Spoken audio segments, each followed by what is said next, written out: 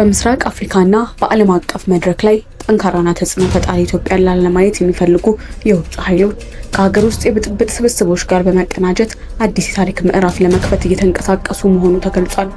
ይህ ጽምዶ ወይም የጥፋት ስምምነት በመባል የሚታወቀው ጥምረት ግብጽ፣ ሱዳንና ኤርትራን ያካተተ ቀጠናዊ ዘውግ ሲሆን በሀገር ውስጥ ካሉት እንደ ህወሓት፣ ሸኔና ፋኖ ካሉ የታጠቁ ኃይሎች ጋር ቀጥተኛና ቀጥተኛ ያልሆነ ትስስር መፍጠሩ ተመልክቷል።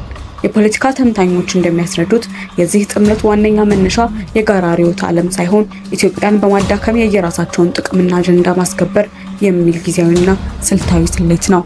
የጂኦ ፖለቲካዊ መረጃዎች እንደሚያሳዩት የውጭ ኃይሎቹ በተለይም ግብጽና ሱዳን ኢትዮጵያን የህዳሴ ግድብ በማጠናቀቅና የኢኮኖሚ እድገት እንዲሁም የባህር በር ባለቤትነት ጥያቄዎችን በበላይነት ለመግታት ይፈልጋሉ።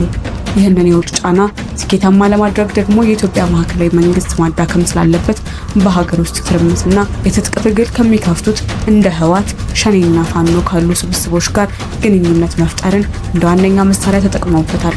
የውጭ ኃይሎች ዲፕሎማሲያዊ ከለላ፣ የገንዘብና የትጥቅ ድጋፎችን በማመቻቸት የኢትዮጵያን የውስጥ ኃይል ለማዳከም ሲሰሩ፣ የውስጥ ኃይሎቹ ደግሞ መሬት ላይ ያለውን ሰላምና የተረጋጋ የልማት ከባቢ በማናጋት ለውጭ ጠላቶች በር ከፋች ሆነው እያገለገሉ ይገኛሉ።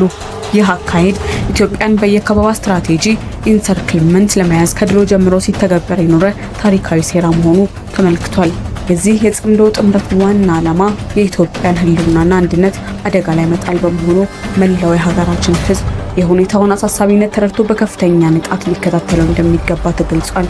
ሀገር ሊፈርስ የሚችለው በድንበር ወረራ ብቻ ሳይሆን በውስጥ ባሉ የፖለቲካና የብሔር ክፍተቶች ምክንያት መሆኑን ማወቅ ያስፈልጋል። ስለሆነም ህዝቡ ሳይከፋፈል የውስጥ ልዩነቶችን በሰላማዊ ውይይት እየፈታ ለሀገሩ ሉዓላዊነትና አንድነት በጋራ መቆም እንዳለበት ተመልክቷል። ኢትዮጵያ በልጆቿ ንቃትና ጽናት ሁልጊዜም ታሪካዊ ጠላቶቿን አሸንፋ ትቀጥላለች።